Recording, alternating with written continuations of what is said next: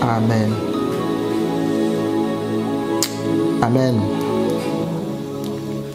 Que Dieu soit béni. Amen. Que la gloire et l'honneur lui soient rendus. Nous bénissons notre Seigneur Jésus-Christ pour cette grâce qu'il nous permet encore en ce jour. Amen. Pour cette grande grâce. Pour la vie. La vie est un don. C'est une grâce de se réveiller et d'avoir la bonne santé. Que son nom soit béni. Nous allons continuer notre thème, avancer par la foi, et le texte que nous étudions, c'est dans Nombre 13. Mais je vais faire une petite parenthèse aujourd'hui sur quelque chose en revenant sur Josué chapitre 1. Amen. Nous sommes dans Nombre 13 et je vais lire. Shalom Nono. La Bible déclare, quelqu'un veut lire? Qui va tu veux lire? Nombre chapitre 13. L'Éternel parla à Moïse. Je vais lire un bout et vous allez lire aussi la suite. Amen. L'Éternel parla à Moïse et dit, envoie des hommes pour explorer le pays de Canaan que je donne aux enfants d'Israël. Il faut souligner que je donne aux enfants d'Israël. Il faut souligner ça. Tu enverras un homme de chacune des tribus de leur père. Tous seront des principaux d'entre eux. Moïse les envoya du désert de Paran d'après l'ordre de l'Éternel. Tous ces hommes étaient chefs des enfants d'Israël. Voici leurs noms pour la tribu de Ruben. Qui veut dire les noms là? Les noms bizarres. Je suis au verset 5. Amen. Hein? Je suis au verset 5. Donc, oui, tu veux lire? Les noms? Les noms, oui. De Siméon. Sa partie, fils de Ori. Pour la tribu de Juda, Caleb, fils de... Non, je ne veux pas. Vas-y, je ne veux pas, s'il te plaît. Jigual, fils de Joseph. Pour la tribu d'Ephraïm, Osée, fils de Nun. Pour la tribu de Benjamin, Palti, fils de Raphi. Pour la tribu de Zabulon, Gadiel, fils de Sodi. Pour la tribu de Joseph, la tribu de Manassé, Gadi, fils de Soussi. Pour la tribu de Dan, Amiel, fils de Gemali. Pour la tribu de Dazer, Sétour, fils de Mikaël. Pour la tribu de Nephtali, Natmi, fils de Vopsi. Pour la tribu de Gad, Uel, fils de Maki. Tels sont les noms des hommes que Moïse envoya pour explorer le pays. Moïse donna à Osée, fils de Nun, le nom de Josué. Moïse envoya pour explorer le pays de Canaan. Il leur dit, montez ici par le midi et vous monterez sur la montagne, vous verrez le pays, ce qu'il est des peuples qui l'habitent, s'il est fort ou faible, s'il est en petit ou en grand nombre, ce qu'est le pays où il habite, s'il est bon ou mauvais, ce que sont les villes où il habite, si elles sont ouvertes ou fortifiées, ce qu'est les terrains, s'il est gras ou maigre, s'il y a des arbres ou s'il n'y en a point. Assez bon courage et prenez des fruits du pays. C'était le pays des premiers raisins. Les montèrent et ils explorèrent le pays depuis le désert de Tine jusqu'à Réhob, sur le chemin de Hamat. Ils montèrent par les midi et ils allèrent jusqu'à Hébron, où étaient Aïman, Sheshaï et Tanaï, enfants de Danak.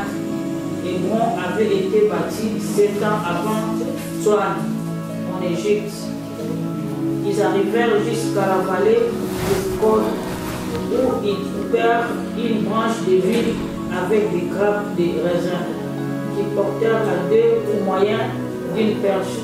Ils prirent aussi des grenades et des figues.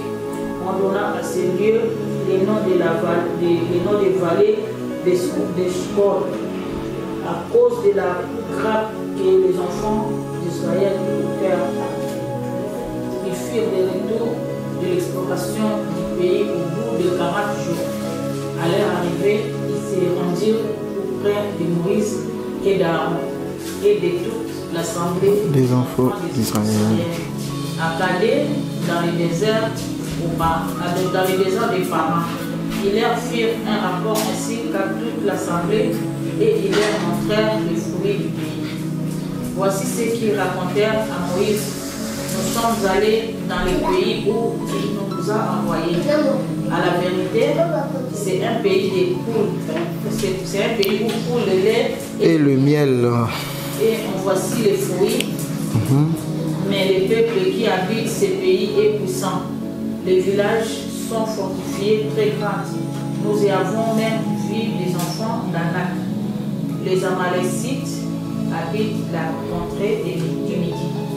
Les Étiens, les Jébusiens et les Amoriens habitent la montagne et les Cananéens habitent près de la mer et le long du Jourdain.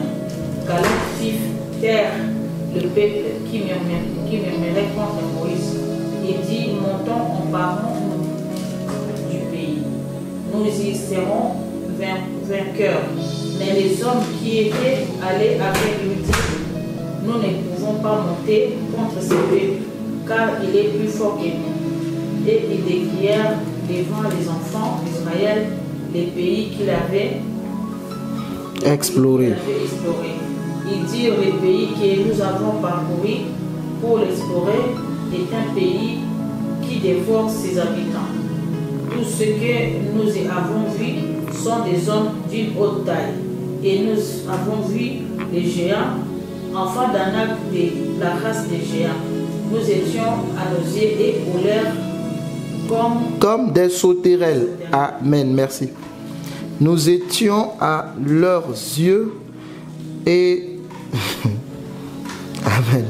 Nous étions à nos yeux et aux leurs comme des sauterelles. Nous étions à nos yeux et aux leurs comme des sauterelles. Ça, c'est la peur. La peur t'amène à voir, amen, des choses qui n'existent pas.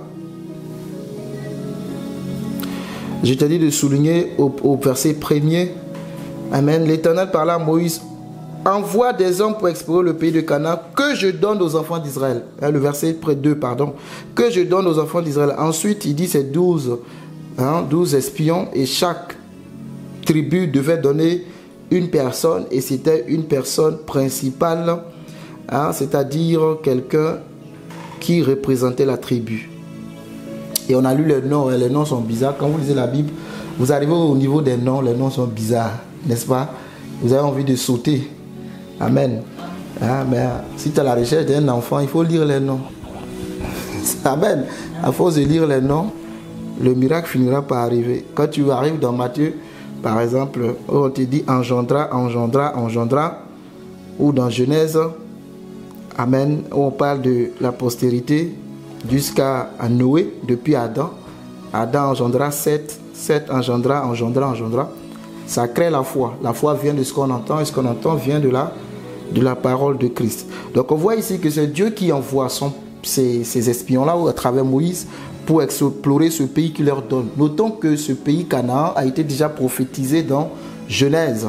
Amen. Dieu a dit à Moïse en faisant une alliance dans Genèse 17. Et d'ailleurs, depuis Genèse 12, mais en Genèse 17, il va faire une alliance avec son peuple, avec Abraham, pardon.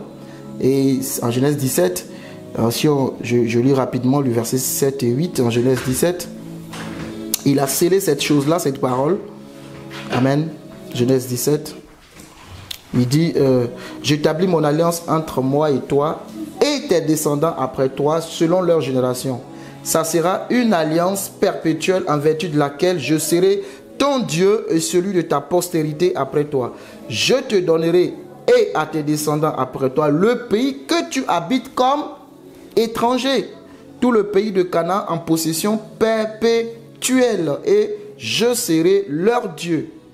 Abraham dit à Dieu, Dieu dit à Abraham plutôt, toi tu garderas mon alliance, toi et tes descendants, après toi selon leur génération. C'est ici mon alliance que vous garderez entre moi et vous et ta postérité après toi. Tout mâle parmi vous sera circoncis. Donc dans l'alliance abrahamique, Dieu amène Abraham dans cette alliance à circoncire tout mâle pour dire que c'est une garantie.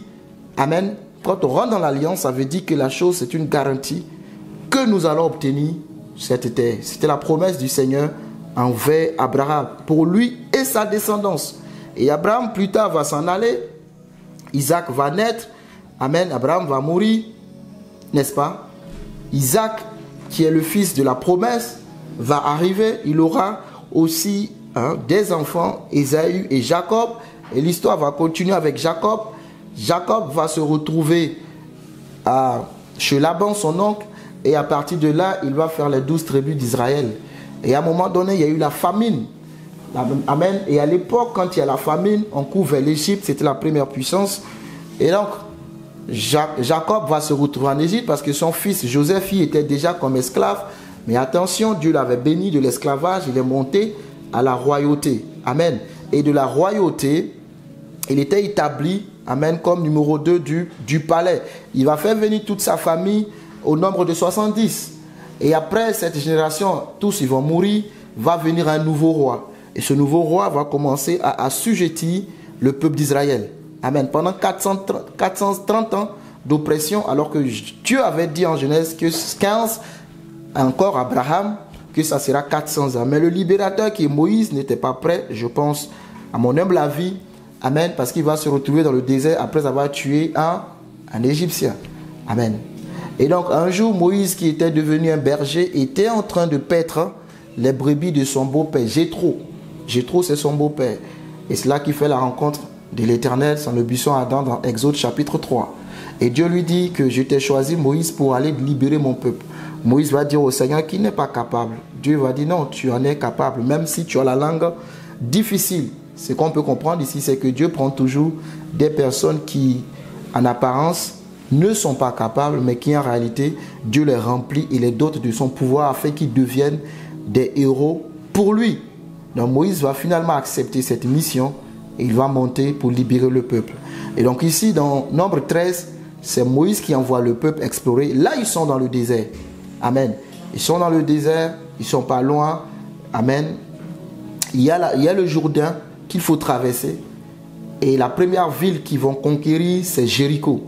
Et Exode, amen, Nombre 13, qu'on lit, c'est ce pays-là qui vont aller explorer. Et moi, je m'attardais sur Josué parce que Moïse, lui aussi, va mourir.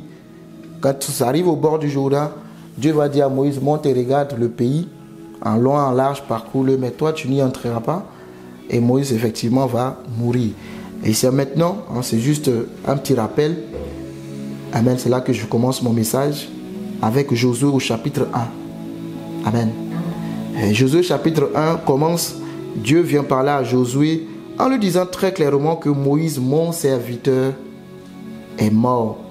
Moïse, mon serviteur, est mort. Pourquoi je fais un pas en arrière? Parce que j'ai compris quelque chose qui est très important. Lorsque le thème que je traite, c'est avancer par la foi, et le modèle que j'ai trouvé, c'est Josué et Caleb, qui sont des personnes qui avancent même quand les autres reculent. Ce sont des personnes qui n'abandonnent pas, des personnes qui, malgré l'adversité, croient à la parole de Dieu. Mais j'ai découvert qu'il y a quelque chose de différent. Amen. Et que si nous aussi, nous voulons avancer dans la foi, nous devons comprendre cette chose-là, qui pour moi est principale. Donc, Josué chapitre 1, je lis rapidement les premiers versets. Ou bien il va, tu vas lire de versets 1 à 9. Josué chapitre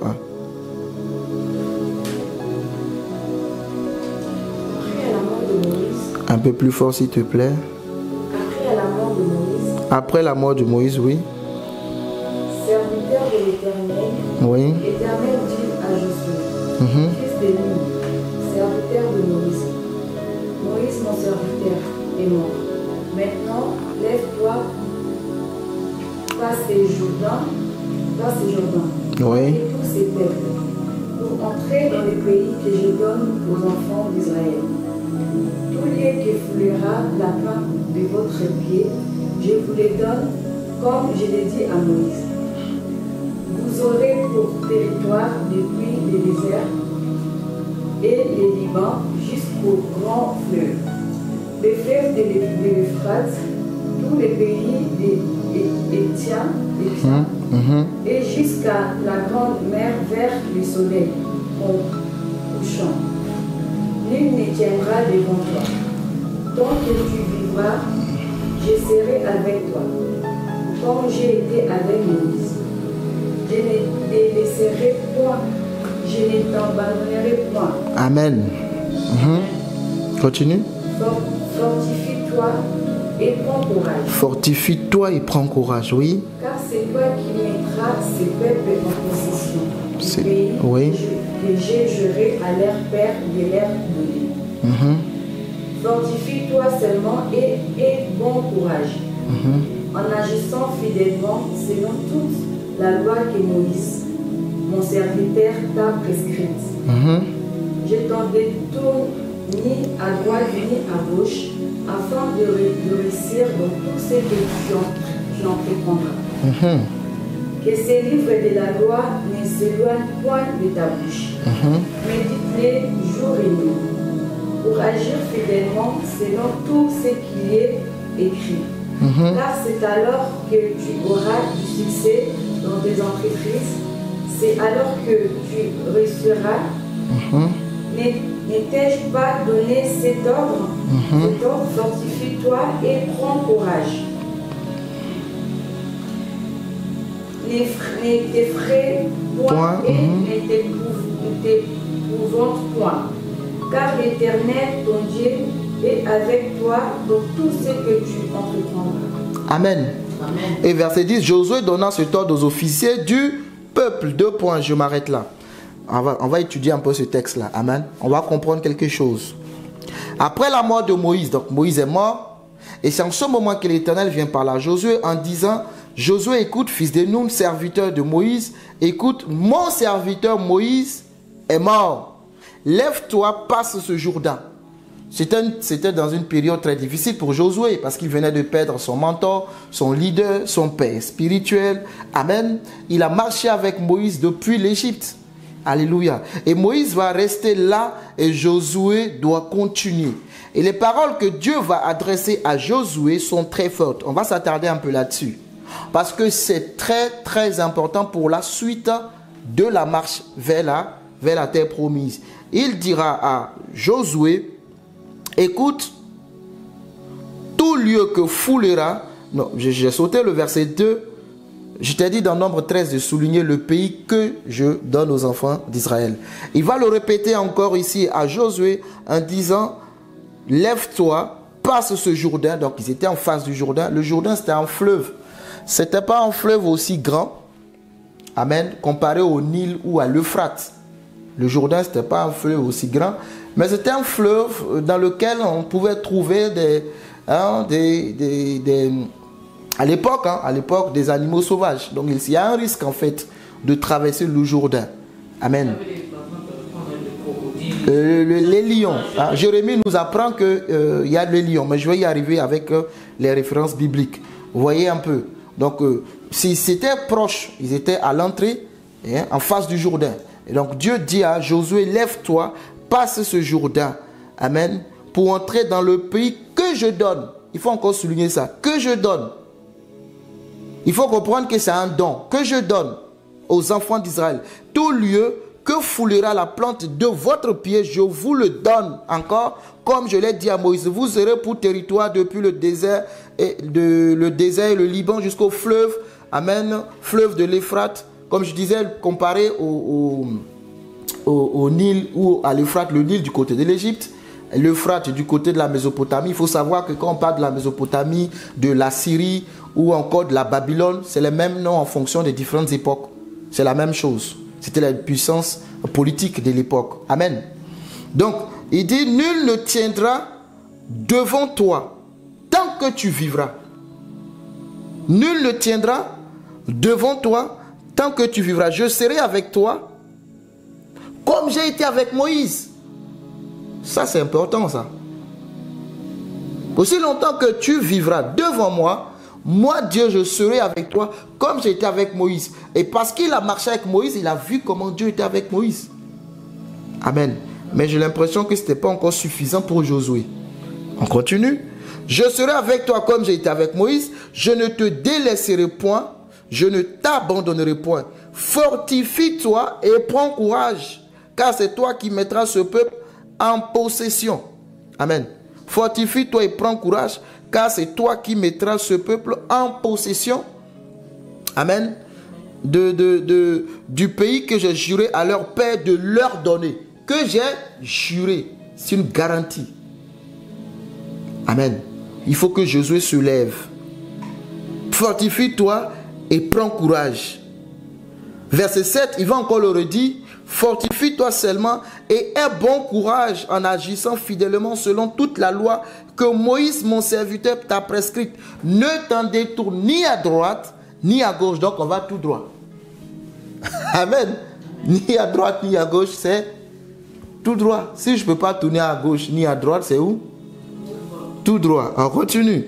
Afin de réussir dans tout ce que tu entreprendras. Bon. Que ce livre de la loi ne s'éloigne point de ta bouche. Médite-le jour et nuit. Pour agir fidèlement selon tout ce qui est écrit. C'est alors que tu auras du succès dans tes entreprises. C'est alors que tu réussiras. Verset 9. On voit que Dieu vient dire à Josué. Ne t'ai-je pas donné cet ordre? Fortifie-toi et aie bon courage. Il y a un point d'interrogation. Ça veut dire que Josué continuait de pleurer, d'être découragé, d'être abattu, alors que Dieu s'attendait à ce qu'il se relève et qu'il se fortifie et qu'il avance. Mais Josué continue de pleurer. Est-ce que ton Moïse est mort? Je te pose la question. Ton Moïse est mort et tu pleures? Il y a un temps pour pleurer, faire le deuil. Il y a un autre temps où il faut se lever et traverser le Jourdain. Amen. Amen. La mort de Moïse n'est pas la fin de la mission. La mission doit continuer. D'ailleurs, ce n'était pas Moïse que la parole a été prophétisée, c'était Abraham. Abraham est mort, Isaac est mort, Jacob est mort, Joseph est mort. Amen. Et toute cette génération-là. Moïse est venu, Moïse aussi est mort. Josué doit continuer. Les Moïse sont des personnes très importantes qui commencent. Mais on voit ici un Moïse qui n'achève pas. La mort de Moïse n'est pas la fin. Même la mort n'est pas la fin de la vie. Pour nous qui croyons au Seigneur Jésus, la mort n'est qu'un passage pour que le corps corruptible que nous avons soit transformé en un corps incorruptible. N'est-ce pas? Donc la mort n'est pas la fin. C'est la mort sans Christ qui est la fin de toute chose. Parce que ça sera la mort éternelle. Mais pour toi et moi qui croyons, même la mort n'est pas la fin. Amen. Donc quel que soit ce qui est aujourd'hui mort dans ta vie, il faut croire que ce n'est pas la fin. De la mort vient la vie. Comme la graine qui est mise en terre, si elle ne meurt, elle ne peut germer. Amen. On va continuer, c'est une parenthèse. Donc si Moïse est mort, Moïse peut être la personne sur qui tu comptes, la plus importante de ta vie. Moïse peut être un emploi. Moïse peut être un enfant. Moïse peut être quelque chose que tu as perdu, c'est-à-dire quelque chose qui coûte, que tu ne vois plus, que tu ne verras plus. Mais le Seigneur est capable de continuer cette belle mission et il compte sur Josué pour continuer la mission. Donc, il dit, lève-toi et passe au Jourdain. Donc, on va revenir verset après verset. Je vais m'attarder un peu sur les versets là, pour qu'on comprenne un peu les sens. Pourquoi? Parce que c'est très important. Quand vous lisez le livre de Josué, il faut avoir deux angles, physique et spirituel. Physique et spirituel. Et dans ces versets qu'on va étudier, vous allez comprendre. Amen. Amen. Passe le Jourdain. Donc comme je disais tantôt, le Jourdain n'est pas un grand fleuve. Amen. Le Jourdain, la définition du Jourdain de l'hébreu au français, ça veut dire descendre. Quand on dit le Jourdain, ça dit descendre. Amen. Ça veut dire descendre. Donc, descendre le Jourdain descendait dans le Nil. Le Nil, c'est en Égypte.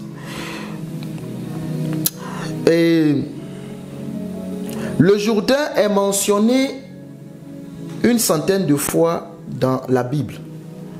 Donc, le Jourdain est un fleuve important pour Israël. Donc, si vous voyez, pour ceux qui connaissent un peu, à l'époque, quand on parle de la Palestine aujourd'hui, ce n'est pas la même Palestine de l'époque. Amen. La Palestine, c'était la terre promise Canaan en fait. À l'époque, je parle bien de l'époque. Ce n'est pas la Palestine actuelle. Et donc vous avez la Mésopotamie, comme je dis, qui peut être appelée la Babylone, ou encore la Mésopotamie qui peut être à l'époque. Vous avez la Mésopotamie d'un côté et vous avez l'Égypte d'un autre côté. Vous avez le fleuve du Jourdain, c'est un petit fleuve au milieu.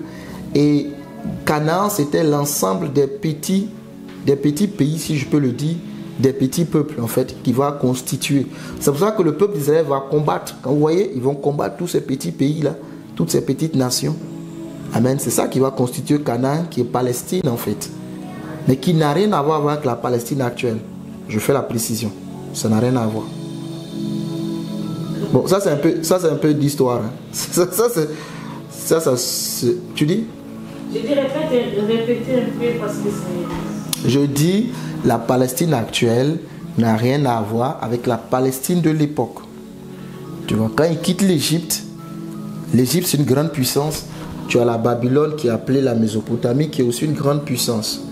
Et entre deux, tu as des petits peuples. Amen. Tu as des petits peuples. C'est ceux-là qui vont constituer, qui est Canaan en fait, qui est la Palestine, en référence de la terre. Pas en référence de la Palestine actuelle. Et là, il faut bien comprendre. Amen. L'Israël de l'époque, ce n'est pas l'Israël d'actuel aussi. Il faut bien comprendre ça. Parce qu'ils n'ont pas longtemps été un pays entier. Parce que tout de suite après, avec le roi Salomon, après le règne de Salomon, amen, Roboam, si vous connaissez un peu l'histoire, la nation va être déchirée en deux. On aura deux royaumes, le royaume du nord qui va être asservi par l'Assyrie, donc la Mésopotamie ou la Babylone, c'est la même chose. Et le royaume du sud qui va être asservi par, comment il s'appelle, représenté par Juda. L'autre côté c'est la Samarie. Donc 10 tribus, 2 tribus, royaume du sud, royaume du nord. Ça n'a pas duré.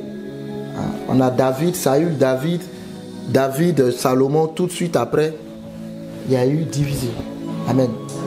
Donc Canaan, comme je le dis, je le répète, c'est très important de comprendre ces choses-là. Quand vous faites la lecture biblique, hein, ce sont ces petits peuples-là, ces petites nations, hein, tels que Édom, si ça vous parle, hein. Si ça ne vous parle pas, c'est pas grave. On avance. Amen. On avance, c'est pas grave. Donc, le Jourdain, c'est un fleuve plus petit que le Nil, plus petit que l'Euphrate, mais il est mentionné plusieurs fois, au moins une centaine de fois. Donc, on comprend que c'est un fleuve important pour eux. Donc, les dangers de ce fleuve-là, comme je disais tantôt, si vous lisez Jérémie 12, 5, Jérémie 12, je vais lire pour toi, Jérémie chapitre 12. C'est un peu d'étude, hein. Donc, si tu es là et puis tu veux les choses rapidement préparées, ce n'est pas des choses auxquelles on est habitué, hein, quand on prêche la parole. Tu veux que je te dise que tu es béni, n'est-ce pas? Mais tu l'es déjà. Dieu t'a béni. Par moments, il faut entrer dans les profondeurs des Écritures pour comprendre certaines choses. Jérémie chapitre 12, verset 5. Amen. Si tu cours avec des piétons et qu'ils te fatiguent, comment pourras-tu lutter avec des chevaux? Et si tu ne te crois en sûreté que dans une contrée paisible, que feras-tu sur les rives orgueilleuses du Jourdain? Tu comprends? Donc Jérémie souligne quelque chose ici pour comprendre que le Jourdain, amen, il y avait un risque à traverser le Jourdain. C'est juste ça que je veux souligner. Ensuite, si vous lisez Jérémie 49, verset 19, Jérémie 49, verset 19, si tu as trouvé, tu peux lire. Hein. On va voir ici qu'il va parler des animaux sauvages. Jérémie 49, le verset 19. Voici tel qu'un lion, il monte des rives orgueilleuses du Jourdain contre la demeure forte. Soudain, j'en ferai fuir Édom. et j'établirai sur elle celui que j'ai choisi. Vous comprenez? J'établirai sur elle, c'est le prophète Jérémie qui parle, sur celui que j'ai choisi. Je vais faire fuir Édom. Amen. Et voici tel qu'un lion, il monte des rives orgueilleuses du Jourdain contre la demeure forte. Soudain, j'en ferai fuir Édom et j'établirai sur elle celle que j'ai choisie. Amen. Car qui est semblable à moi? Qui me donnera des ordres? Et quel est le chef qui me résistera? Point d'interrogation. Ensuite, le Jourdain, on parle aussi des crues. Donc, c'est pour souligner qu'il y a un risque de traverser. Pourquoi je fais cette parenthèse? C'est pas... Dieu dit je donne. Oui, tu donnes. Mais ce n'est pas sans danger. Mais c'est pour cela qu'on a besoin de la foi. Et se lever dans la foi pour posséder ce que Dieu a dit, je donne. Amen. Josué 3, verset 15. Je vais rapidement. Je ne vais pas m'attarder un peu sur ça. Josué chapitre 3. Si tu as trouvé, tu lis. Josué 3. Josué 3, verset 15. Amen. Quand les sacrificateurs qui portaient l'arche furent arrivés au Jourdain et que leurs pieds se furent mouillés au bord de l'eau, le Jourdain regorge par-dessus toutes ses rives tout le temps de la moisson.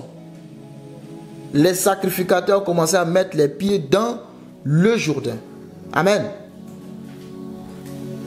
C'était un lieu où il y avait des animaux dangereux. Maintenant, je t'ai dit de souligner le pays que je donne, comme je l'ai dit à Moïse. Le pays que je donne, comme je l'ai dit à Moïse. Donc, le pays que je donne, sur ce pays-là, ou bien dans ce pays, déjà il faut traverser le Jourdain. Ça c'est premier. Pour arriver dans ce pays, et il faut combattre. La première ville, ça sera Jéricho. Barricadé. On n'entre pas, on ne sort pas. Jusqu'à ce qu'il y ait même des maisons sur les murs de Jéricho. Et c'est là qu'on va comprendre un peu l'histoire avec, si Dieu fait grâce prochainement, de Rahab. On dit Rahab, la prostituée. C'est la seule qui a été sauvée avec sa famille, bien sûr, lorsque le peuple va arriver. Mais ça, c'est plus tard. Pour le moment, on est en face du Jourdain. On est en face du Jourdain. Il faut le traverser. Amen. Ici, on voit Josué comme un personnage. Si on lit Josué 1, Amen, de verset 3 à 5, et on lit, qui veut lire, Deutéronome 11. On va voir que Josué est comme un miroir de Moïse. Tout ce que Dieu a dit à Moïse, on a l'impression, à une différence près, que c'est la même chose qu'il dira à Josué. Amen. Est-ce que tu comprends quelque chose?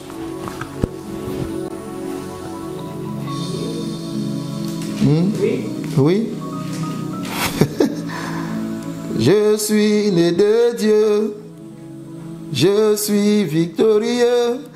Qui me lit? Pardonne-moi si c'est un peu théorique. Mais c'est important pour moi. J'ai dit quoi? J'ai dit Deutéronome 11, 24 à 25. Deutéronome 11. Je suis un soldat. Oui? Celui qui foulera la plante de votre pied sera à vous. Votre frontière s'étendra du désert au Liban et du fleuve de l'Euphrate jusqu'à la mer occidentale. Nul ne tiendra contre vous. L'Éternel, votre Dieu, répondra comme il vous l'a dit, la frayeur et la crainte. Et toi sur tous les pays où vous marcherez. Amen, merci. Tout lieu que foulera la plante de votre pied sera à vous. Donc il faut se lever et marcher pour atteindre ce lieu.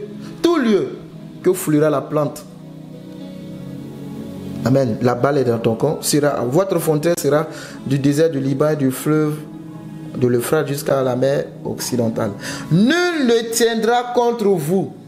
C'est la même chose qu'il a dit à Josué, nul ne tiendra devant toi. L'Éternel, votre Dieu, répondra comme il vous l'a donné, comme il vous l'a dit, la frayeur et la crainte de toi et sur tout le pays où vous marcherez. Donc, quand Rahab, si vous vous rappelez, quand les deux espions, parce que Josué va se baser sur l'expérience de Moïse, il ne va pas envoyer lui 12, il va envoyer 2. Les 2, c'est pas son expérience, il s'est dit, mais Moïse avait envoyé 12, et quand les 12 sont revenus, il n'y a eu que 2 qui ont donné un rapport selon la volonté de Dieu. Josué s'est dit, c'est pas la peine de reproduire la même erreur en envoyant 12 espions. Dans tous les cas, le témoignage de 2, voire 3, c'est suffisant. La Bible dit que l'affaire se réglera sur la déposition de 2 ou 3. Amen. Amen. Et donc Josué lui va envoyer 2. Et Rahab va dire aux espions, là, les 2, qu'il va mettre sur sa maison. Il va les cacher dans le lin. Et Rahab va dire, je sais que votre Dieu, l'Éternel, est le véritable Dieu. Et je sais qu'il vous a donné le pays.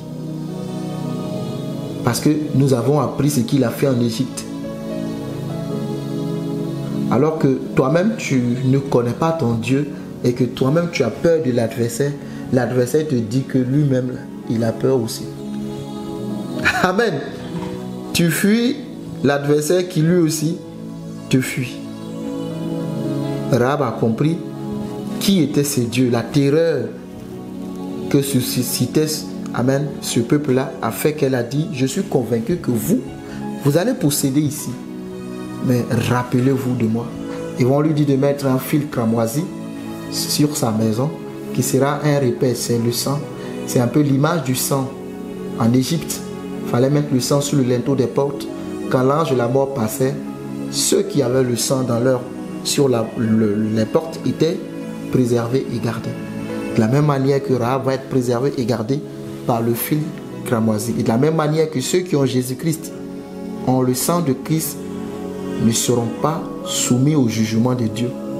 Le jugement qui viendra sur le monde. Il passe de la mort à la vie. Rahab a été sauvegardée, elle et sa famille, à cause de ce traité qu'elle a eu avec les 2 espions. Et derrière les 2 espions, sachez que c'est le Dieu d'Israël. Amen. Et donc, vous voyez que c'est la même chose qu'il avait dit à Josué, qu'on a déjà lu tout à l'heure dans Josué 1, verset 3 à 15. Tout lieu que foulera la plante de votre pied, amen, sera à vous. Moi, je vous ai déjà donné. Maintenant, c'est à toi de te lever. Si ton pied foule, c'est pour toi. Si ton pied a foulé 100 mètres carrés, 100 mètres carrés, c'est pour toi. Si ton pied a foulé 10 000 mètres carrés, 10 000 mètres carrés, c'est pour toi. Tu comprends un peu? C'est à toi de te lever dans la foi et de marcher pour posséder ce que lui t'a déjà donné. Dieu ne refait plus rien. Il a déjà donné. Mais c'est toi qui te lèves par la foi et tu marches. Tout lieu où fleurira la plante de tes pieds. C'est pour cela que quand tu vas quelque part, tu veux posséder, tu déclares que moi, mes pieds sont rentrés dans cette société-là pour mon entretien d'embauche. Ce poste m'appartient. C'est la foi. C'est là? C'est la foi. Parce qu'il te dit, tout lieu où fleurira la plante de tes pieds, je te le donne. C'est pas je te le donnerai. Je te le donne. Mais c'est ta foi. Maintenant, c'est ta foi qui est engagée. Amen. Il dit à Josué que nul ne tiendra devant toi. Dieu dit à Josué, nul ne tiendra devant toi. Nul. Amen. On sait qui était Moïse. Moïse était un prophète. Moïse était un libérateur. Moïse était un grand serviteur. Prendre la place de Moïse sous-entend être aussi élevé que Moïse. Donc Dieu, par ses paroles, va positionner Josué au même titre que Moïse. Pour que le peuple... Ah oui, le problème c'est le peuple. Le peuple respectait Moïse, même si par moments c'était difficile. Et ils ont vomi Moïse dans nombre 14. Choisissons-nous un chef et retournons en Égypte. C'était un peu difficile. Donc il fallait que Josué ait les garanties de la présence de Dieu pour pouvoir conduire le peuple. Et Dieu lui dit que je serai avec toi comme j'ai été avec Moïse. Tu viens prendre la place de Moïse, il faut être aussi fort et puissant comme Moïse pour tenir face à ce peuple qui est difficile, très difficile. Et si Moïse n'a pas vu la terre promise, c'est parce que le peuple l'a poussé à bout. Amen. Le peuple n'a pas été facile. Donc, Dieu veut rassurer Josué. Donc ici, on voit la grandeur de Josué mis au même niveau que Moïse. Amen. C'est une garantie que moi, je serai avec toi. Maintenant, on évolue, hein, tout doucement. C'est bon? Les frontières de la terre promise, la Mésopotamie, donc Canaan, c'est une terre fertile, c'est une terre nourricière. Amen. C'est une terre qui a le fleuve, le Tigre et l'Euphrate. C'est une terre bénie. Et quand on a lu Nombre 13, on a vu qu'ils sont revenus avec des grappes de raisin qu'ils ont portées à 2. Et ils ont donné un bon témoignage que c'était un bon pays. C'est un pays vraiment où coule le lait et le miel. C'est un pays où il y a de l'abondance. Mais le problème, c'est à la fin de leur témoignage, ils disent, nous avons vu des Anakim, des géants. Les habitants de ce pays, ce sont des géants. Et le pays dévore ses habitants. À leurs yeux et aux nôtres, nous sommes comme des sauterelles. La défaite a commencé là. La défaite, ce n'est pas le jour de la guerre. La défaite, c'est le jour où la mentalité a accepté qu'il n'y a pas de possibilité. Et ils ont confessé, je précise les 10, que nous avons vu des géants. Amen. Des fils d'Anak. Le danger, il est à quel niveau? D'un côté, tu as l'Égypte. De l'autre côté, tu as la Mésopotamie. Et au milieu, tu as la Palestine. Je précisais que la Palestine, ce n'est pas celle d'actuelle. Amen. Ce n'est pas celle d'aujourd'hui, là. Mais c'est la Palestine qui est composée des anciens, de ces petites nations-là, de ces petits pays que Israël devrait combattre et prendre. Et, c'est une parenthèse, c'est laquelle? Abraham habitait déjà là. Quand on a lu Genèse, il a dit, le pays que tu habites, je le donne à ta descendance. Jacob habitait là. Isaac même habitait là. Et Isaac, comme ne voulait même pas que ses enfants prennent des filles cananéennes. Abraham d'ailleurs n'en voulait pas. Vous lisez Genèse 24, il a envoyé son serviteur Eliezer aller prendre une femme dans son pays pour donner à son fils. Il voulait se rassurer que son fils ait une femme avant qu'il s'en aille, pour pérenniser la progéniture, pour que la prophétie de Dieu s'accomplisse. Amen. Qu'est-ce qui les a fait bouger? C'est la famine. C'est la famine qui a fait que Jacob a bougé avec sa famille pour se retrouver en Égypte. Alléluia. C'est bon? Donc, si l'Égypte veut descendre à Babylone ou dans la Mésopotamie, elle passe par Israël. Si la Mésopotamie veut descendre en Égypte, elle passe par Israël. Donc, elle est encerclée de deux grandes puissances. C'est bon? C'est un peu d'histoire, mais c'est important. Deux grandes puissances politiques. Je continue. C'est un passage très important. Les chrétiens n'aiment pas trop ces choses-là. Hein? C'est ça? Est-ce que c'est bon?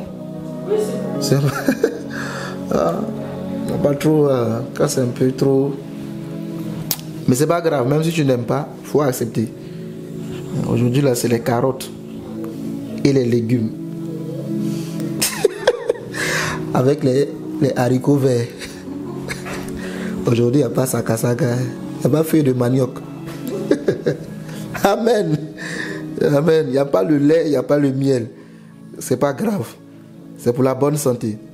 C'est donc un lieu de passage très important et c'est super dangereux d'habiter là, dans cette région. Très dangereux.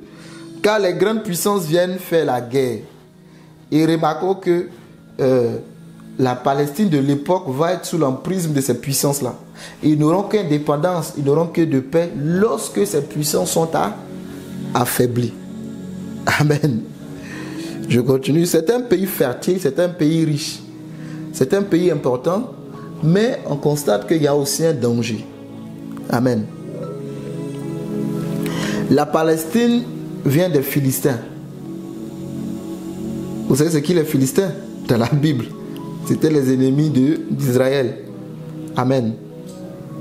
Donc quand je parle des Philistins, de ces gens-là, les Moab, les Dom, Aram, ce sont ces petits pays-là. Les Sambala, les Toujiba. Tu as retenu les Sambala et les Toujiba dans Isaïe. Les Sambala et les Toujiba. Donc Israël a été très peu longtemps un seul pays. Tout de suite avec Salomon, après le départ de Salomon, Salomon était un roi qui a bien commencé mais qui a mal terminé. Et donc son fils va venir Roboam, ou Jéroboam, je confonds les deux noms. Et quand son fils va venir sur le trône, il y a une prophétie qui va être relâchée par Dieu, par un serviteur, un prophète, qui a déchiré son manteau en deux. Amen. Donc le pays va être divisé en deux, la Samarie et Juda. Deux tribus. Pourquoi Dieu a gardé les deux tribus? C'est à cause de David. Hein? L'homme selon le cœur de Dieu. C'est à cause de David que la royauté n'a pas été totalement arrachée de la maison de David. C'est à cause de David. La dynastie royale qui a été prophétisée à Abraham en Genèse 17, vous la voyez qui commence avec David. David vient de la tribu de Juda. Tandis que Saül vient de Benjamin, c'est un benjamite. En réalité, ça commence véritablement avec Juda. Avec David. Parce que Dieu voulait être le roi, mais le peuple a dit on ne veut pas de roi qu'on ne voit pas.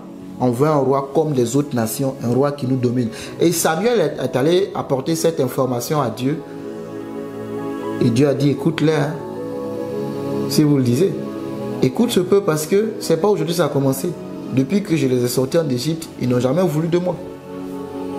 Donc il faut leur donner leur roi qu'ils veulent. C'est en ce moment que Saül va être, la grâce de Dieu va tomber sur lui, il va être établi roi. Mais malheureusement, Saül n'a pas été un roi comme David. Il n'a pas marché dans les pas de David. Je dirais c'est un roi selon la chair, parce qu'il n'a pas fait la volonté de Dieu. Il faisait comme il voulait. Et il va perdre la royauté. Et cette royauté va être donnée à David, l'homme selon le cœur de Dieu. Vous voyez, Saül va chercher ses ânesses, il trouve la royauté. David n'a jamais perdu les ânesses de son père, les brebis de son père. Cependant, la royauté vient le trouver dans la brousse. Dieu, il est trop puissant. Quand il a quelque chose pour toi, partout où tu seras, cette chose-là viendra à toi. Et je prie pour toi que cette chose arrive dans ta maison. Amen. David n'avait aucune idée de cette royauté qui planait sur sa vie. Que tu le saches ou pas, mais Dieu qui l'avait choisi envoya Samuel, le grand prophète, aller jusque dans la maison de David pour le oindre. On se rappelle que son père l'avait oublié. Sont là tous tes enfants? Il a présenté 7. Les Eliab, les grands et les beaux. Oui, je pense que... Ah non, non, non, attention, il y a un qui est en brousse.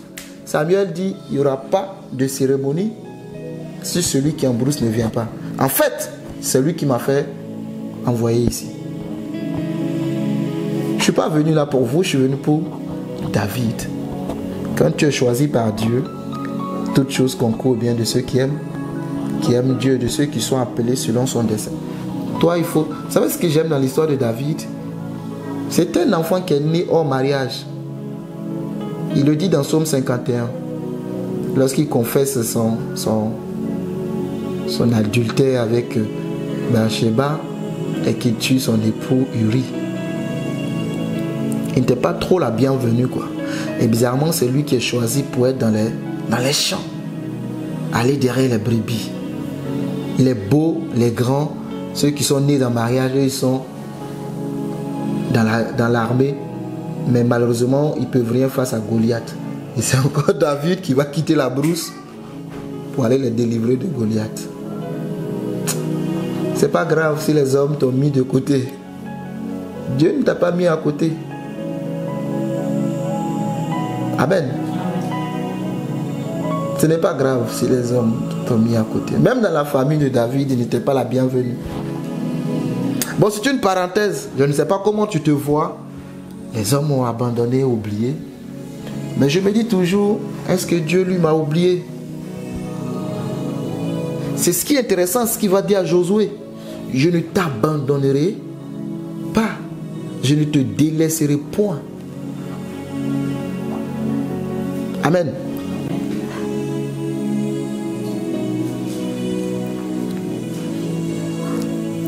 Donc, j'ai déjà dit ça. Hein. Canaan, c'est Israël à l'époque. Hein. Quand on dit Canaan, c'était Israël à l'époque. Donc, l'ensemble des petits pays qui est la Palestine, qui n'a rien à voir avec la Palestine actuelle. Maintenant, je m'attarde sur Josué 1,5. Josué 1,5, il dit, je ne te délaisserai point. Le mot hébreu utilisé, c'est arpécha. Cela vient de la racine Rapha. Vous savez ce que veut dire Rapha? Jéhovah Rapha, Yahvé Rapha, ça veut dire quoi?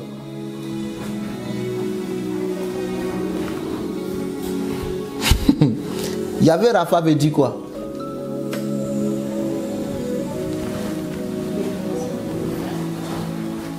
Quoi?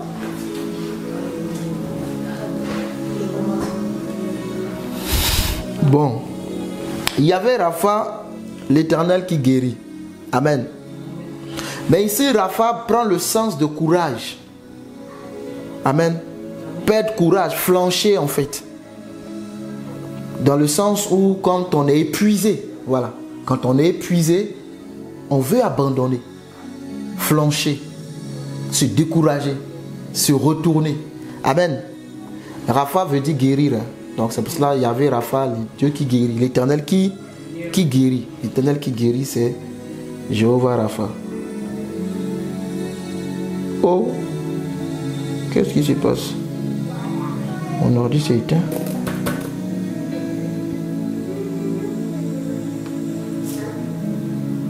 Ok. Oh, j'ai oublié ceux du Zoom. Hein. Mon ordi s'est planté. C'est éteint. C'est bon, faut pas oublier. Rapha, c'est Yahvé qui guérit, l'Éternel qui guérit. Amen. Amen. Maintenant, je ne te délaisserai point. Donc, s'il arrive que tu sois fatigué, que tu veuilles abandonner, moi, je ne t'abandonnerai pas. Moi, Dieu, je ne te délaisserai pas. Prends courage. Fortifie-toi. Je ne t'abandonnerai point. Azav, c'est la racine Azav, dans le sens de quitter, abandonner, quitter. Donc il y avait deux types de peur. Que Dieu m'abandonne, que Dieu me quitte. Hein, comme dans un foyer, que mon mari m'abandonne, que mon mari me quitte. C'est cette peur-là. Parce que si Dieu m'abandonne, si Dieu me quitte, je suis foutu. Donc Dieu va rassurer Josué en disant, attention, moi, je ne t'abandonnerai pas. Je ne te quitterai pas, en fait. C'est tellement important. Pourquoi? Parce que pour la suite de la mission, il faut que Josué sache que Dieu, c'est lui-même qui marchera avec Josué. Vous allez voir dans Exode 17, Dieu dit à Moïse, tellement que le peuple était devenu... Dieu dit, écoute, moi, si je marche avec ce peuple-là, qu'est-ce qui va se passer? Je vais les tuer, je vais les détruire. Donc, ce qu'on va faire, Moïse...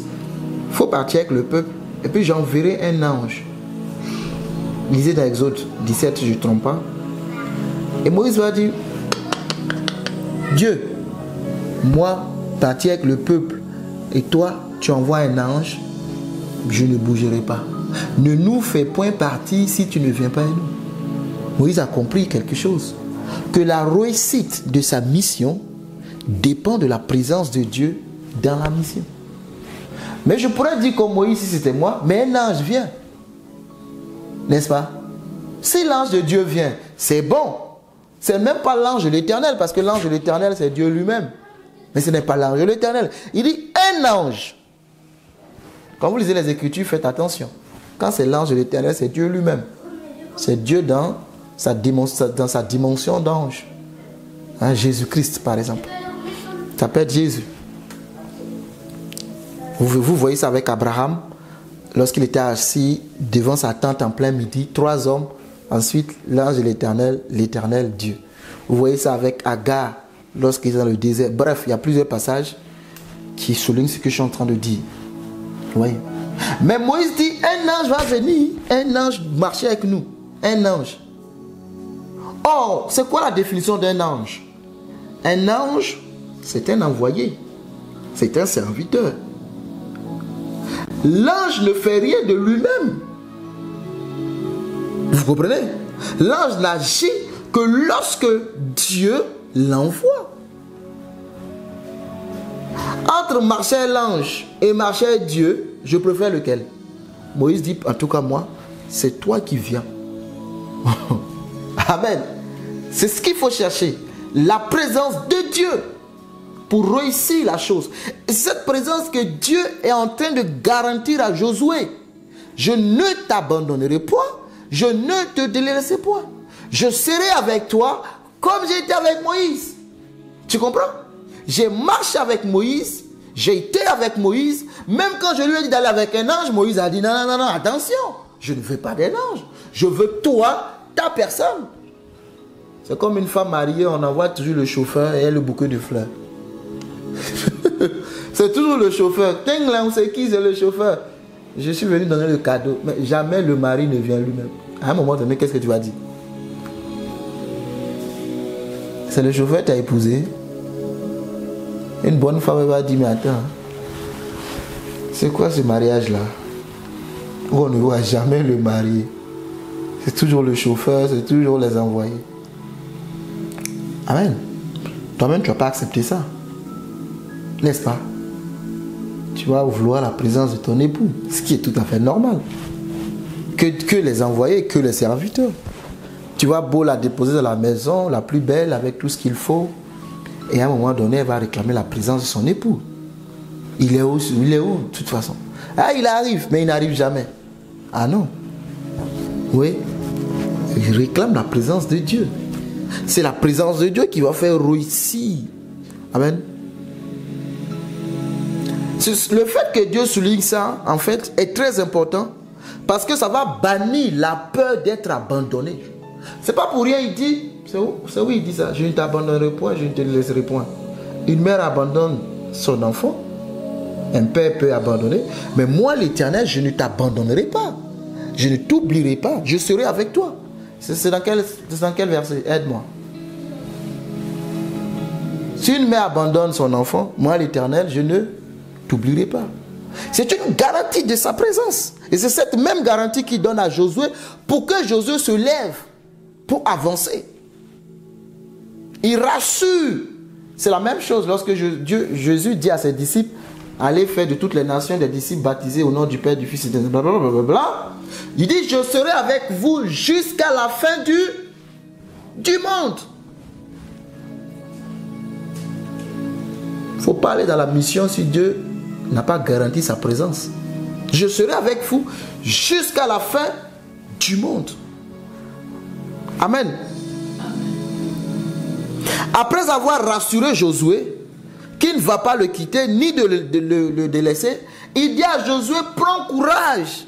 C'est là qu'ensuite le verset qui suit, il dit, fortifie-toi et prends courage, parce que moi, je garantis ma présence dans la mission.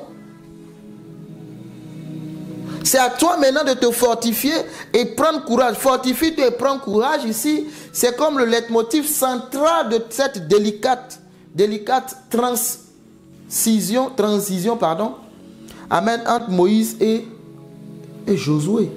Amen. Il le dit à 3 reprises. Comme il a dit à Moïse. Moïse le dit à 3 reprises à Josué. Quand vous lisez Josué 31, 6, 7. Amen, je donne les références. On va lire, hein, Josué 31. Non, pardon. Deutéronome 31, excuse-moi. Deutéronome 31. Tu as des questions, n'hésite pas. Si tu as des questions, n'hésite pas. Amen. Donc, Deutéronome 31, versets 6 à 7. C'est un peu, tu vois, moi j'enseignais, enfin je partageais Caleb, Josué, ce sont des vaillants héros. Pendant que les autres flanchissent, les autres abandonnent et ils avancent. Mais attends, pour justement ne pas abandonner, C'est-à-dire face à l'adversité, avancer, mais il faut comprendre certaines choses. Il y a quelque chose qui a amené la foi de Josué à une autre dimension. C'est pour cela que je fais cette parenthèse aujourd'hui, pour revenir dans ce qui est important. C'est-à-dire que le succès, même il dit le succès, bon bref, par la suite on verra, c'est pas le succès, c'est la sagesse. Ah, c'est alors que tu auras du succès dans toutes tes entreprises. Non, c'est pas le succès qui est le mot utilisé, c'est pas le succès, c'est direct, ça veut dire la sagesse. Bon, c'est pas grave. Mais on va y arriver, regarde. Donc, Deutéronome 31, verset 6-7. Deutéronome 31. Deutéronome 31. Il est le Dieu de miracles. Il dit, Deutéronome 30, il dit, fortifiez-vous et ayez du courage. Ne craignez point et ne soyez point effrayés devant eux, car l'Éternel, ton Dieu, marchera lui-même. Ça, c'est très important. Il faut souligner ici, c'est ta Bible. Hein. L'Éternel marchera lui-même avec toi. Ça, c'est trop important en fait. Trop important. Et il ne te délaissera point. Il ne t'abandonnera point. Si tu n'as pas ça en mémoire et en esprit, que l'Éternel lui-même marchera avec toi, lorsque viendra les fils d'Anak, tels que les 10 l'ont dit dans Nombre 13, qu'est-ce que tu vas dire? Nous sommes foutus. Ils ont pleuré dans Nombre 14 toute la nuit. Dit non, non, non. C'est des géants. C'est des fils d'Anak. Et qu'est-ce que Caleb va dire? Caleb va dire, montons et emparons-nous du pays, car nous y serons vainqueurs. Et Josué va compléter en disant, si l'Éternel nous est favorable, nous remporterons. Parce que les deux ont compris que l'Éternel dit que lui n'abandonne pas lorsqu'il t'envoie. Et que ce n'est pas toi qui combats, mais c'est lui qui combat. Et Moïse l'a dit ici, fortifiez-vous et ayez du courage. Ne craignez point et ne soyez point effrayés devant eux. Parce que quand vous allez les voir, à l'apparence, c'est des géants. C'est des fils d'Anak. Vous allez dire, oh, c'est fini. Ils sont plus forts que nous. On jette les armes. Amen. Ah, Seigneur, est-ce que tu es là? Oui. Et Moïse dira, Dieu lui-même marchera avec toi. Ça, c'est important. Dieu lui-même marchera avec toi. Est-ce que Dieu marche avec toi? Tu marches avec Dieu, mais est-ce que Dieu marche avec toi? C'est dans les deux sens. Hein? Apocalypse 3, il dit à l'église de Laodicée, si tu n'es ni chaud ni froid, je te vomirai. Puisses-tu être froid ou tiède, en tout cas débrouille-toi. Soit tu es chaud, soit tu es froid. Sinon je te vomirai.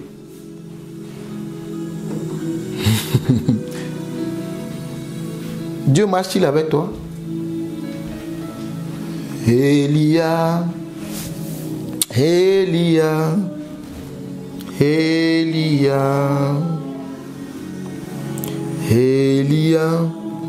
Moïse appela Josué et lui dit en présence, verset 7, en présence de tout Israël, fortifie-toi. Qu'est-ce qu'il dit Moïse? Il dit devant tout Israël. Donc le peuple d'Israël, tout le monde est au courant que c'est Moïse, que c'est Josué qui est choisi. Celui qui a réussi la mission, c'est celui qui a bien préparé le successeur. Celui qui a réussi sa vie, c'est celui qui a bien préparé un successeur. Si après ton départ de ta vie, vraiment tu as bien fait, mais après ton départ, c'est le tohu-bohu, ça veut dire que tu as échoué. Amen. Dieu a dit à Moïse, voilà, il faudrait que tu prépares Josué pour prendre la relève. Il ne faudrait pas qu'après, on dise que même Moïse ne nous a jamais dit c'est Josué. Des conflits d'intérêts vont naître. Il faut d'abord que tu règles la chose de ton vivant. C'est ça un homme sage. Si tu meurs, tu les laisses comme ça, ils vont s'entretuer pour la place. Mais de ton vivant, il faut que tu commences à dessiner le plan à venir en nommant celui que tu as choisi.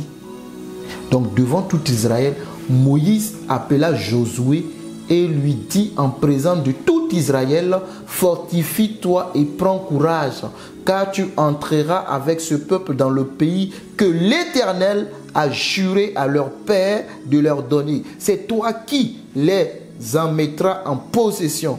Verset 8, il répète encore, l'Éternel marchera lui-même devant toi. Il sera lui-même avec toi. Il ne te délaissera. Il ne te... Et ensuite? Il ne t'abandonnera point. Ensuite, ne t'effraie. Et ne t'effraie point. Amen. Voilà ce qu'il dit. Ça fait deuxième fois. Ensuite, la troisième fois, le verset 23.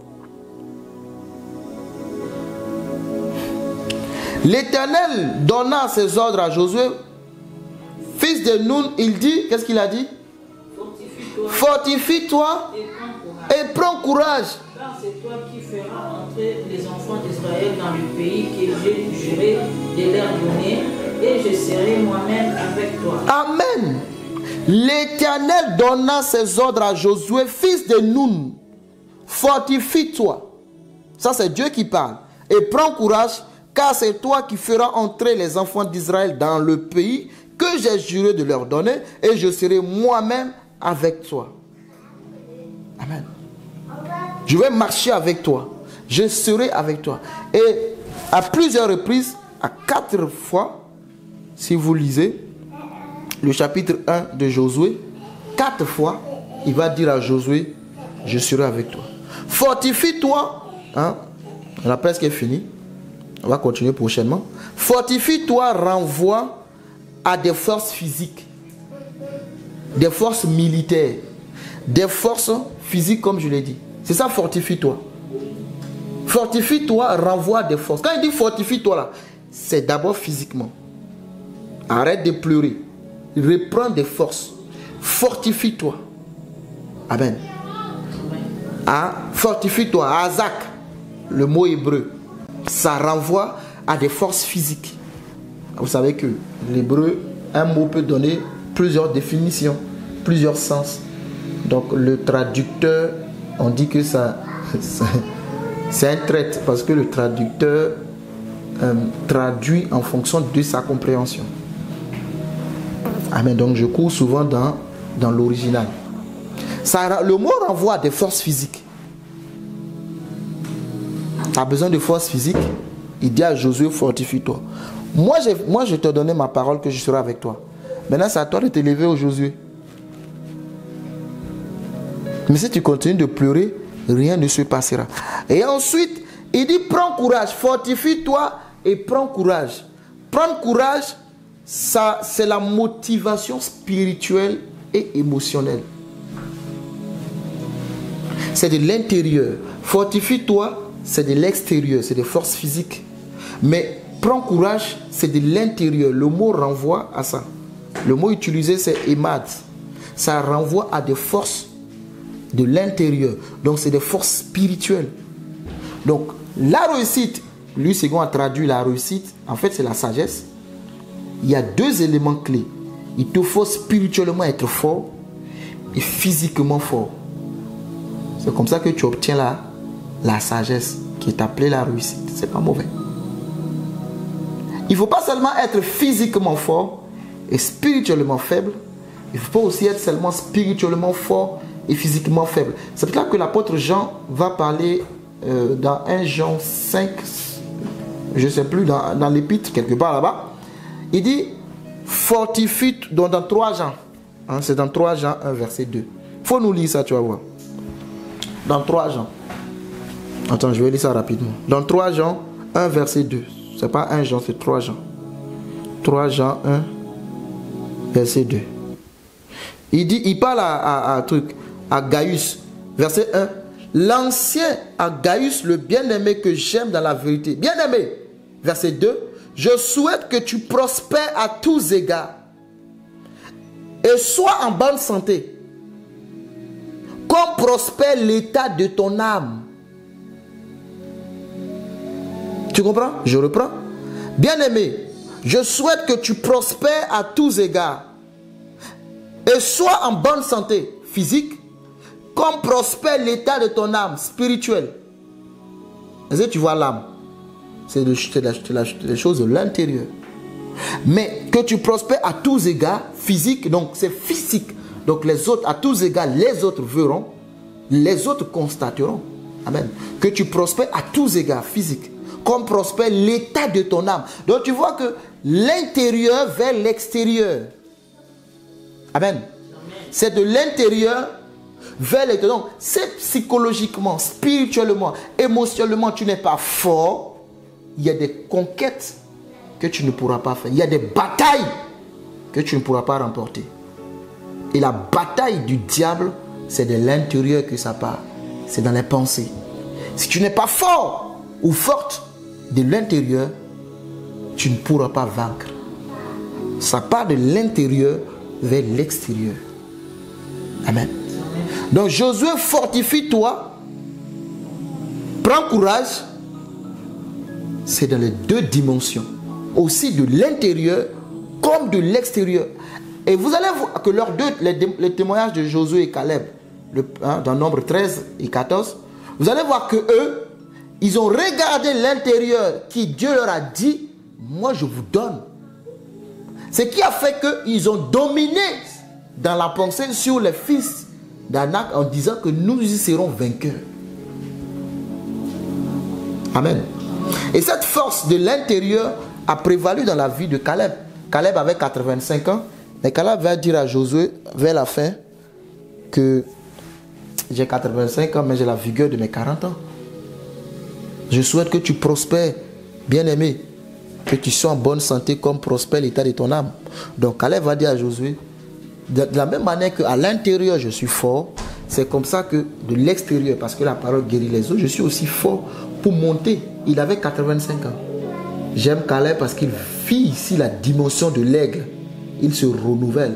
Ésaïe 40 dit, ceux qui se confient en l'Éternel, qu'est-ce qui ça arrive? Qu'est-ce qui se passe pour eux? Ils se renouvellent. Ils renouvellent leur force. Ils prennent le vol comme l'aigle. Tu vois? Ils prennent le vol comme l'aigle. Ils marchent. Ne se fatiguent pas. Même quand tu cours, ils ne se lassent point. Parce que l'intérieur, j'arrive. L'intérieur est tellement fort que l'extérieur. Regarde ce que Paul dit. Paul dit, même si mon homme extérieur se détériore, mon homme intérieur se renouvelle. Il faut que spirituellement tu sois assis. Physiquement, tu veux.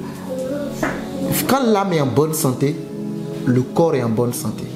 Bien-aimé, je souhaite que tu prospères, que tu sois en bonne santé, comme prospère l'état de ton âme. Est-ce que ton âme prospère? Est-ce que ton âme est dans la défaite? Ton âme est dans, comment vous appelez ça? La dépression. Ton âme est dépressive. C'est pour ça que David, par moments, s'arrête et dit, mon âme, hé, mon âme, fortifie-toi. Mon âme, bénis l'Éternel et n'oublie aucun de ses bienfaits. Car c'est lui qui te rassasie de longs jours. David a compris que c'est de l'intérieur. Amen. Et qui à l'intérieur?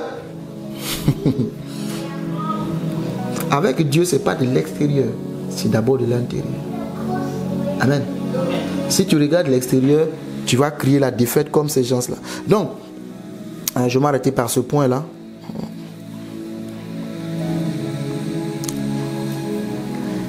L'intérieur, donc, la demande de Dieu pour notre prophète Josué, c'est d'être au point physiquement, il doit être au point aussi militairement, c'est-à-dire de l'extérieur, et aussi de l'intérieur, des forces spirituelles. Donc, il doit avoir la force et le courage. La force de l'intérieur, amen. Et donc, c'est pourquoi le Seigneur va lui dire, comment avoir la force de l'intérieur? Ouais, tous les versets là se suivent comme ça, mais en fait, c'est tellement bien emboîté, ce n'est pas écrit comme ça dans le désordre. C'est pour cela maintenant, d'abord, il garantit sa présence. Ça, c'est un. Je te délaisserai pas, je ne t'abandonnerai pas. Deux, il lui dit quoi? Fortifie-toi et aie bon courage. Ensuite, maintenant, il lui montre le chemin par lequel on se fortifie. il dit que ce livre de la loi, c'est pas ça? Nous sommes dans Josué 1. Que ce livre de la loi ne s'éloigne point de ta bouche. Médite-le jour et nuit. C'est alors que tu auras dû dans toutes tes entreprises. En fait, le vrai mot, c'est pas le succès, mais c'est la sagesse. Le mot hébreu utilisé, c'est la sagesse. Notre cher ami Louis II a traduit succès, mais en fait, c'est la sagesse. Tu auras de la sagesse pour marcher. Les entreprises, en fait, ce sont les chemins. Il a traduit les entreprises, mais en fait, ce sont les chemins. Tu auras de la sagesse pour marcher dans les chemins. Psaume 111, verset 10 dit quoi? La crainte de l'Éternel. C'est le début de la sagesse. C'est le début de la sagesse. Tu auras la sagesse quand tu vas méditer. On parle de la Torah, de la loi. En fait, ce n'est pas tellement là. Je ne sais pas comment dire ça. Bref. Quand tu vas marcher avec cette sagesse-là, dans les chemins de Dieu, tu vas conquérir cette nation que je vous ai donnée. Il faut que tu aies cette sagesse. Et on va voir avec Salomon. Salomon dit à Dieu, donne-moi la sagesse pour gérer le peuple. La sagesse et l'intelligence pour gérer le peuple. Et Dieu dit, puisque tu n'as pas demandé de l'argent pour toi et tout ça, tu n'as pas demandé les biens, tout ça, tu n'as pas demandé la longévité, tout ça, en plus de cette sagesse-là, je t'accorde ce que tu n'as pas demandé. C'est cette sagesse qu'il faut. Il faut la sagesse. Il faut la sagesse. C'est vrai que c'est traduit par richesse et c'est prochainement, on verra ça. Le Josué chapitre 1, du verset 1 à 9, c'est très important. C'est tellement important pour la suite de sa mission que pour toi et moi aussi c'est trop important qu'on comprenne. Amen. Parce qu'à chaque fois il va se rappeler ce qu'il m'a dit. Alléluia. La force de l'intérieur. Et donc il dit, j'arrive. Prospère de l'intérieur vers l'extérieur. Amen. Donc Dieu veut vraiment que nous soyons aussi forts de l'intérieur que de l'extérieur. Donc ceux qui s'abattent. Maintenant, on ne peut pas prendre possession du pays si on ne passe pas par ces éléments importants. 1, de l'intérieur vers l'extérieur. 2, Dieu n'abandonne pas, Dieu ne délaisse pas. Jésus va leur dire, je serai avec vous jusqu'à la fin du monde. Maintenant, regarde. Il dit, médite-le. Prochainement, je revenais dessus. Il dit, médite-le. La méditation pour nous, c'est être concentré de l'intérieur. C'est ça, non? On dit, mais je suis en méditation, tu es silencieux. Mais en fait, si vous voyez le mot utilisé, méditation, c'est un peu comme la vache. Méditer, c'est ruminer, c'est ressasser. C'est ressasser en fait ce que Dieu t'a dit. C'est ressasser en fait ce que Dieu t'a donné. C'est ressasser la parole que tu as entendue. Dans ce contexte, je précise dans ce contexte. Donc Josué doit ressasser. Il dit, médite-le. La parole déjà donnée. Maintenant, il faut que tu ressasses. Ce n'est pas seulement de l'intérieur, ça commence de l'intérieur, mais il faut qu'il le proclame. Il faut le dire. Il faut le dire. Dieu dit et Dieu vit. Il ne faut pas que ça reste seulement à l'intérieur, mais il faut que la chose sorte. Donc elle part de l'intérieur vers l'extérieur. Donc quand tu finis ta méditation, c'est pour ça que tu proclames, tu déclares. Parce que la parole, c'est comme le vent. Il faut que tu parles. Et à l'époque, dans les temps antiques, amen, la méditation, c'est justement de ressasser. Et le prophète Jérémie va dire quoi?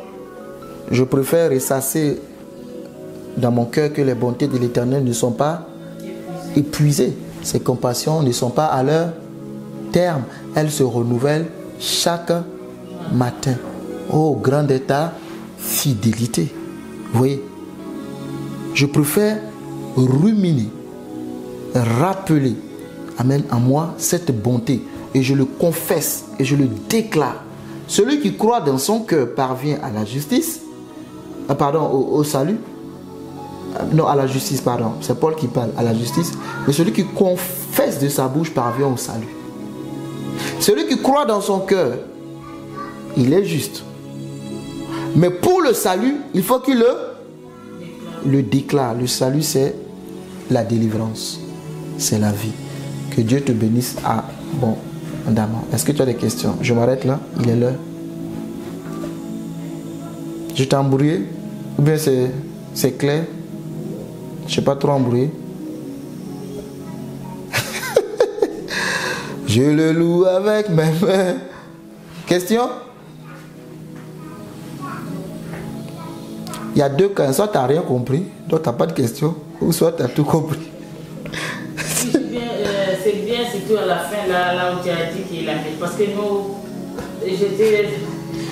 souvent, quand on parle de méditation, comme tu as dit tout à l'heure, on voit que la personne, qu'il faut que tu sois vraiment calme dans le cœur, donc tu parles dans le cœur. Par contre, c'est bien aussi parler dans le cœur, mais déclarer aussi, c'est quelque chose de très important. Comme tu viens d'écouter là, parfois ces côtés-là, on est un peu faible de le faire. L'exercice de méditer en parlant, de déclarer les paroles de Dieu, tandis que c'est vraiment très très important. Donc, j'ai retenu beaucoup de choses sur tout ça. Oui.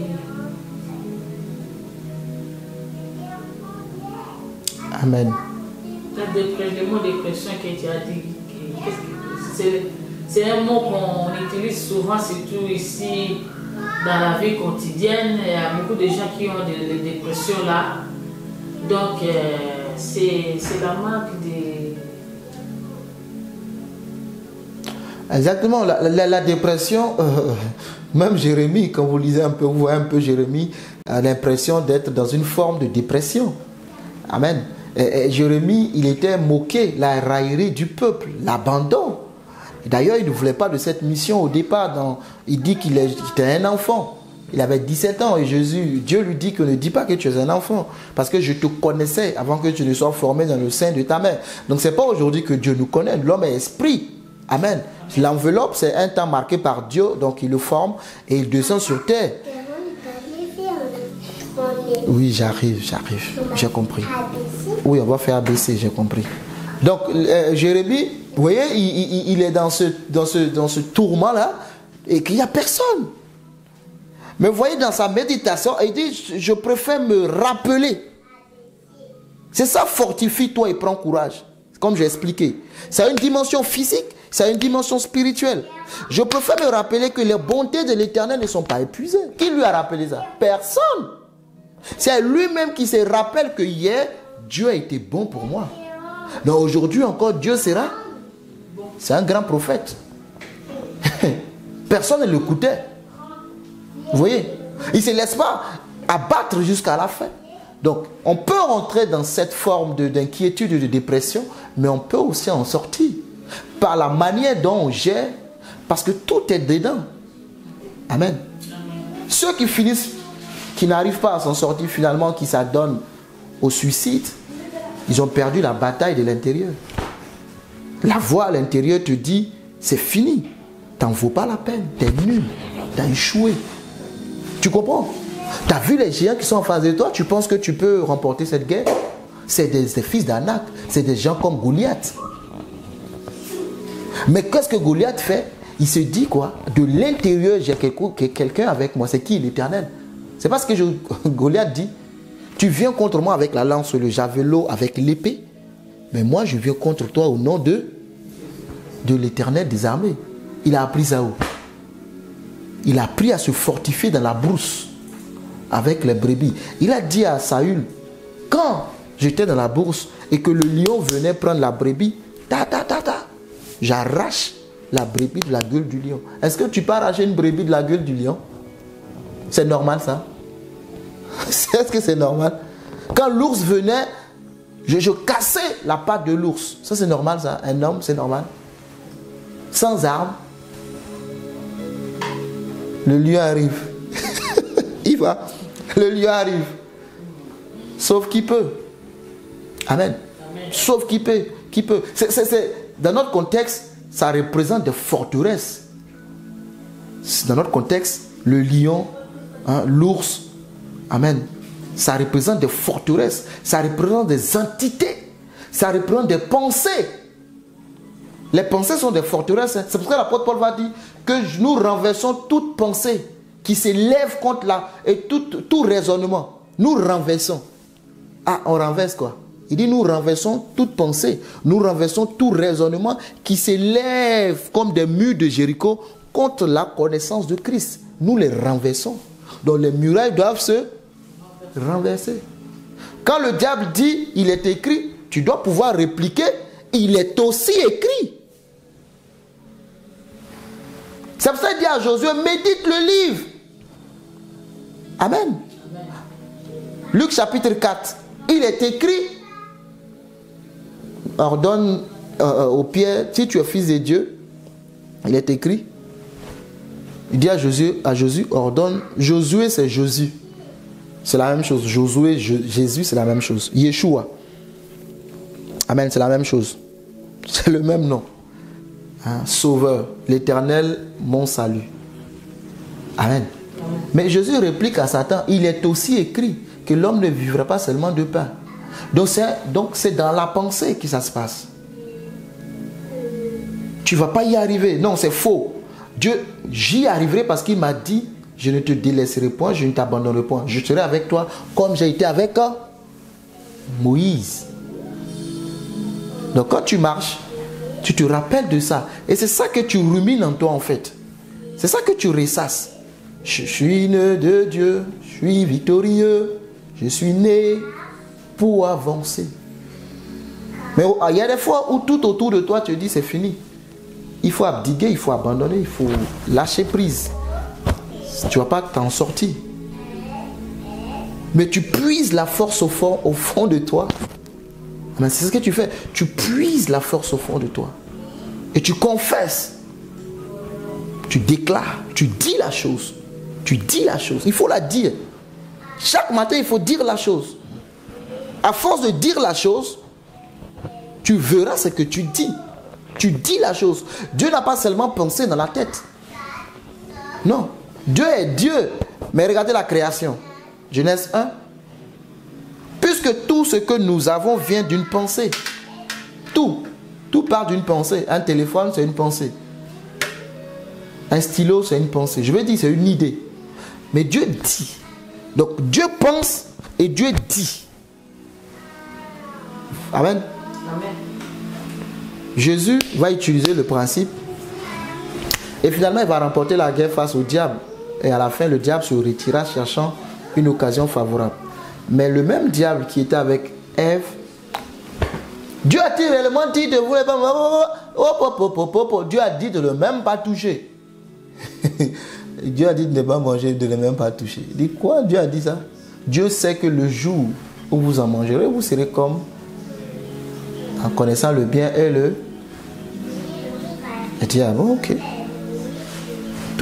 Tout part de là. Tout part de là. Amen. Je suis revenu en arrière parce que c'est important. Le succès n'est pas un hasard. La réussite, ce n'est pas un hasard.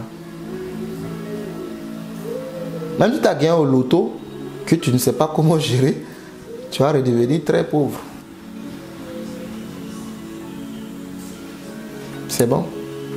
La dépression, ça peut arriver. Mais la manière dont tu gères la chose est très importante pour que tu puisses t'en sortir. Un enfant de Dieu ne reste pas dans la dépression. Je ne crois pas en ça. C'est ma foi. Tu as ta foi, j'ai ma foi. Je ne crois pas en ça. Je bombarde mon esprit de telle sorte que tu es dépression. Je me prépare. Oui. La dépression arrive, stop. Pour un enfant de Dieu, stop. La joie de l'Éternel est ma force. Je me renouvelle en lui, je me fortifie en lui. Ma joie ne dépend pas de ce que j'ai. C'est pas ça ma joie. Si Dieu est là, nous serons vainqueurs. Amen. Mais si tu es dépressif, je prie pour toi que Dieu te délivre. Au nom de Jésus-Christ. La transition Moïse-Josué, ça n'a pas bien commencé. Hein. C'était un temps de deuil. Ils ont fait 40 jours de deuil pour Moïse. Passation de pouvoir dans un temps de deuil. Mais il faut que Josué revienne à la surface. Il pleure. Il faut qu'il remonte. Il faut qu'il remonte. Et on avait le voir 4 fois. Dieu lui dit fortifie-toi. Remonte, remonte, remonte, remonte, remonte. Et au verset 10, quand Josué remonte finalement, regardez ce que Josué va dire. Josué dit au verset 10 de Josué chapitre 1. Et il reste un bout. Hein. Prochainement, on va voir ça. Et on va continuer dans Nombre 14. On est dans un monde aujourd'hui où on est tellement égocentrique. On est concentré sur nous-mêmes. Mon frère et ma soeur, si toi,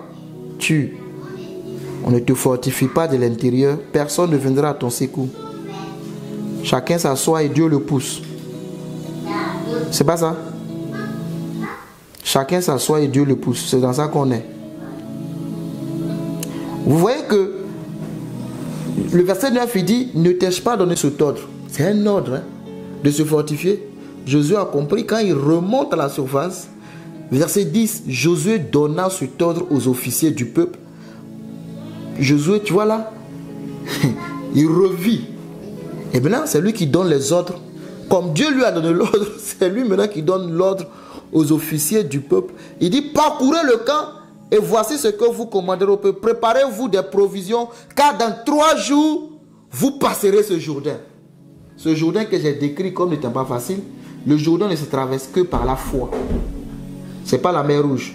La mer Rouge, c'est l'action de Dieu. Le Jourdain, c'est l'action de ta foi. Je crois, je me lève, je pose le pas. La mer Rouge, Moïse lève le bâton, il fend la mer, le peuple traverse. Le Jourdain, c'est pas ça. Hein? Tu dois poser le pas d'abord, avant qu'il s'ouvre. Ça, c'est une action de foi. Donc Josué est tellement reboosté de l'intérieur, il dit au peuple, levez-vous, on passe le Jourdain. Vous voyez là le général qui a repris confiance. Il revit. Et on passe le Jourdain. Dans 3 jours, Seigneur, la foi est là. Dans 3 jours, on passe le Jourdain. C'est des déclarations de foi. Qu'est-ce que tu te dis toi? Dans 3 jours, tu vas traverser? C'est la foi.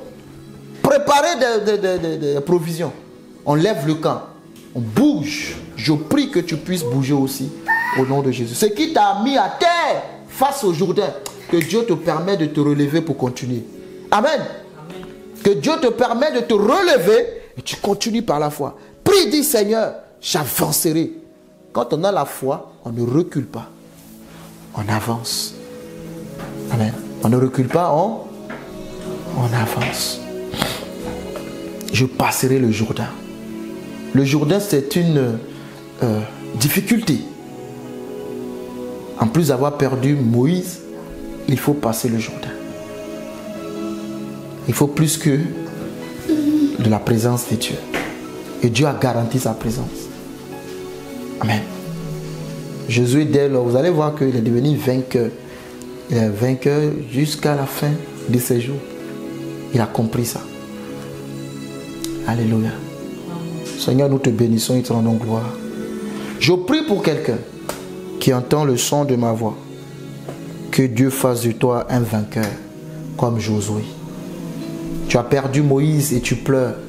Que Dieu te renouvelle et qu'il te fortifie. Il dit, prends courage, lève-toi par la foi. Et dis, Seigneur, cette montagne aussi se déplacera. Cette situation, Seigneur, se transformera. Au nom de Jésus-Christ. Ce n'est ni par la force, ni par la puissance, mais c'est par mon esprit, dit le Seigneur. Parle à cette montagne. Dis à cette montagne qu'elle bougera. Parle à ce Jourdain devant toi et avance par la foi. Tu sais, c'est à toi de te lever. Si tu ne te lèves pas, rien ne se passera. Je te le répète. Lève-toi, sois éclairé, car ta lumière arrive. Amen. Il fallait que Josué se lève par la foi. Lève-toi toi aussi par la foi. Lève-toi et sois fortifié. Et avance au nom de Jésus-Christ.